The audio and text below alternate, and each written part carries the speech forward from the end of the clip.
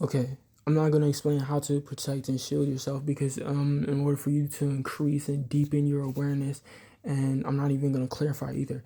In order to deepen your awareness, going off of the last episode of episode 8 of the DP podcast, which is the Dark Podcast. Once again, when the abyss gazes back into you, you gaze back into the abyss, and when you gaze into the abyss gazes back into you. Okay, everything from the darkness must be brought into the light in this podcast. Okay, so I'm not going to clarify how to protect and shield your soul and your spirit and your mind because when you figure out and find out how to do it by yourself, within yourself, for yourself, it increases your awareness and it strengthens your nin and your soul and your aura.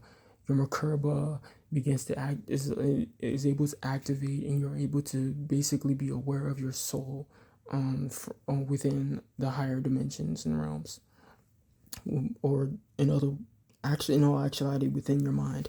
And that's what's most important, is that you are connected and attached to yourself so strongly, and how you prevent them from accessing, invading, and infiltrating or possessing you. The possession aspect is that you must not ever be attached to anything and everything and all things outside of you, including others. Because if you're not, they cannot attach to you.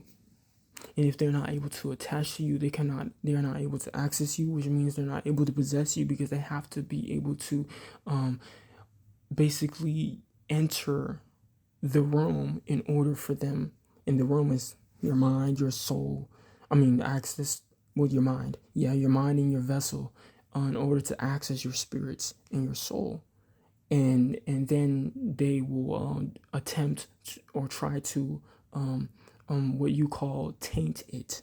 That's why it's important to strengthen your nin, your aura, your soul's existence, your presence, and strengthening your presence. Well, that'll happen automatically when you strengthen your perception, when you deepen your perception of the truth, your truth. Okay, who you truly are, what you truly are, how you truly are, where and when you truly are. Yeah. Um, um, this automatically strengthens your presence. You don't have to do anything. You just have to be truly and actually and really aware. Okay. And deepen your perception and your perspectives of yourself. That's it. That's all. They will not access you. They're not even able to, because they also have to follow divine. They are also I'm not a victim, but they are also a creation of that, of nature itself. They are also formed from nature. So the same nature you came from is the same nature they came from. This is how they're able to manipulate, because they also have the same level of awareness you do when you are not when you reside without a vessel. So you're in your pure God state of consciousness.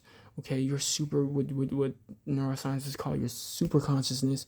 You are able to operate in what you call your God state of consciousness, and there are also in these angels that are fallen, and apparitions, these archons, these principalities, entities, these demons they also remember what it was like before they were fallen. They also have this knowledge. They also have this act memory of this perception, these perspectives, and this awareness before they fell.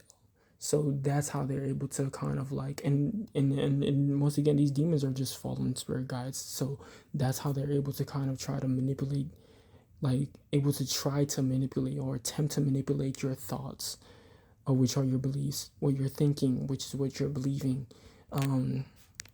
your feelings, okay, which is your frequency, your beliefs, which is your vibration, and as well as your willpower, which is your tone, okay, your radiance, okay, your radiance is your purity, but your tone, that's your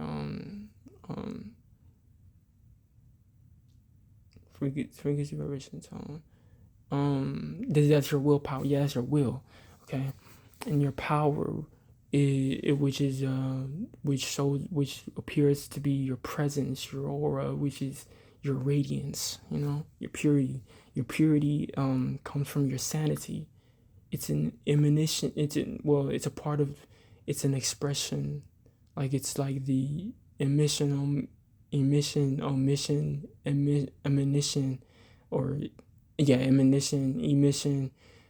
transmission, and transmission of your sanity. Your sanity is your awareness of yourself. Okay, you already had it when you incarnated. You weren't born, you just incarnated. Okay. So because they have the same nature as you when they were created, all of them, because everything was created from source, which is another way of what you believe to be called created with a soul originally. They all have the same exact origin. Not only can you use your weapons for you, and your shield and your armor for you and for your sake, because your mind shields and protects you, as long as it is what you believe to be called strengthening it, or as long as you strengthen it. No, actually, yeah. As long as it is what you believe to be called strengthening it, or strengthen it, you cannot fall. And you have to, and you can, and if you want to, like an imagery or like an illustration of what the falling is, the falling is, it's literally you just not really protecting or shielding yourself, in a way of like what you may call well, actually, yeah. So if you're not protecting yourself well, as you may call it, or so what you may believe it to be called, actually, yeah. That's just you falling. Okay, that's what causes you to fall, is that you didn't take accountability, responsibility, and you did not connect and attach to yourself. Okay, when you incarnated into this realm, which is the reality of your mind.